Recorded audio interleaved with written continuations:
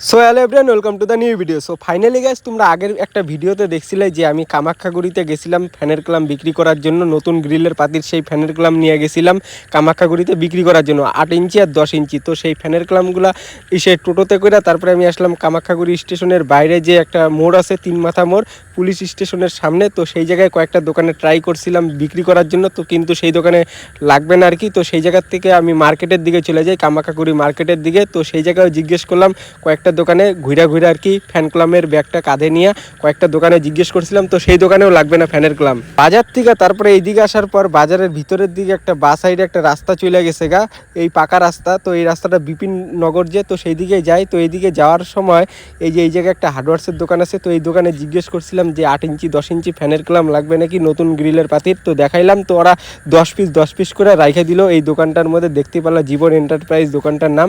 তারপরে বিপিন নগরের এই জায়গায় আসলাম।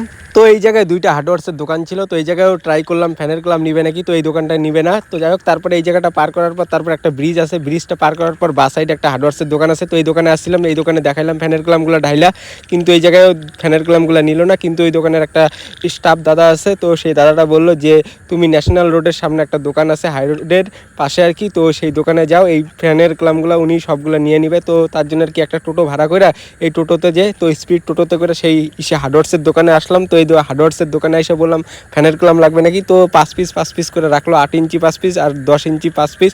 তো রাখার পর তারপরে এই জায়গার থেকে আর কি হঠাৎ করে আর কি আমি গাড়ি পেয়ে যাই, একটা সাফারি গাড়ি, যেই গাড়িতে করে আর কি নিউ আলিপুরদুয়ার যে, তো সেই নিউ আলিপুরদুয়ার আর কি আসা যায় সেই সাফারি গাড়িতে করে, আর ভাড়া নেয় 40 টাকা করে। তো এটা হলো সেই গাড়ি, যে সাফারি গাড়িতে করে আমি সেই জায়গার থেকে আমি নিউ আলিপুরদুয়ার আসলাম ঘড়িমোড়ে যে। তো এটা হলো ঘড়িমোড়ের সামনে আমাকে নামিয়ে দিছিল সেই সাফারি গাড়িতে করে। তো তারপরে সেই জায়গার থেকে আমি সে সাফারি গাড়িতে করে কুচবিহার যে, তো কুচবিহারের একটা সাফারি গাড়িতে ধরা তারপরে কুচবিহার খাগড়াবাড়িতে নামে পড়ি। ওইটা হলো সেই সাফারি গাড়ি। তো দেখতেই পেলাম কুচবিহারে এসে পড়ছি, এটা হলো খাগড়াবাড়ি। খাগড়াবাড়িতে নামার পর তারপরে খাগড়াবাড়িতে আসার পর একটা হার্ডওয়ার্সের দোকানেই এই ফ্যানের ক্লামগুলো বিক্রি করে দিছি। এই যে, তো এত দূর ঘোরার পরে লাস্টে খাগড়াবাড়ি এসে আমার এই ফ্যানের ক্লামগুলো বিক্রি হলো। তো খাগড়াবাড়ি আসার পর আমি তোমাকে দোকানটা দেখাইতে পারলাম না, সরি, মোবাইলটা আমার সুইচ অফ হয়ে গেছিলো, যার জন্য আমি দোকানটা দেখাইতে পারি নাই। তো যাই হোক, এই খাগড়াবাড়ি এত ঘোরার পর এই জায়গায় ফাইনালি আমার বাড়ির সামনে এসে ফ্যান ক্লামগুলো বিক্রি হলো।